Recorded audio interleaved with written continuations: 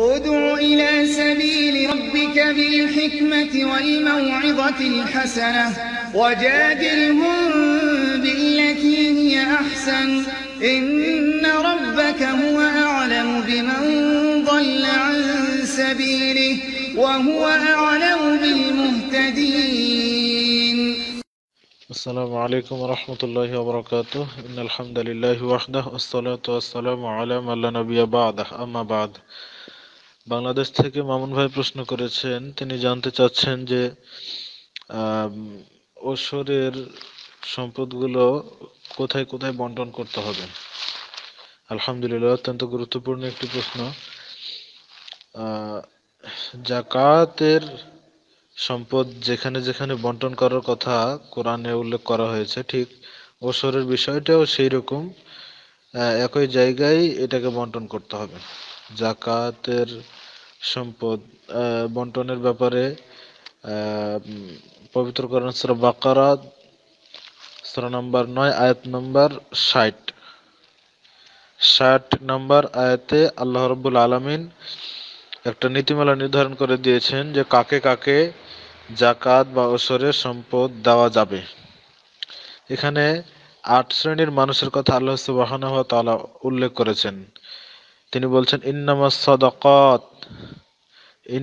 সাদাকাত, নিশ্চয় জাকাত সমূহ নির্ধারিত রয়েছে। ইন্নামা শব্দটা উল্লেখ করা হয় সীমাবদ্ধতা বা নির্দিষ্টকরণের জন্য, অর্থাৎ যে 8 প্রকার ব্যক্তি এখানে উল্লেখ করা হয়েছে শুধুমাত্র তাদের ক্ষেত্রে এটা বন্টন করতে হবে, এটাই এখান থেকে বোঝা যায়। ইন্নামাস সাদাকাত লিল ফুকারাই ওয়াল মাসাকিন, এখানে দুইটা প্রকার, ফুকারা ফকির যারা থাকবে তারা, এবং মিসকিন নিঃস্ব অভাবগ্রস্ত।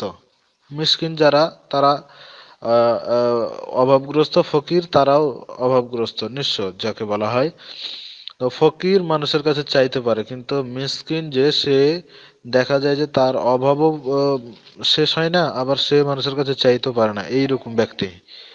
তো ফকির মিসকিন দুই জনকেই দিতে হবে, দুই শ্রেণীর মানুষকেই দিতে হবে। এরপর আল্লাহ রাব্বুল আলামিন বলছেন ওয়াল আমিলিনা আলাইহা, যারা এই সাদাকা আদায়ের কাজে নিযুক্ত রয়েছে যেসব কর্মচারী, তারা এটা পাবে, এটা তারা হক রাখে। যারা এটা আদায় করছে তারা এই জাকাতের ওসর বা জাকাতের যে মাল সেটা তারা পাবে, এটা তারা হক রাখে। এছাড়া পরবর্তী অংশে আল্লাহ রাব্বুল আলামিন বলছেন ওয়াল মুআল্লাফাতিল কুলুবুহুম, 4 নম্বরে রয়েছে দাস মুক্তির জন্য। 4 নম্বরে হচ্ছে দাস মুক্তির জন্য, যাদের মনকে ইসলামের দিকে অনুরাগী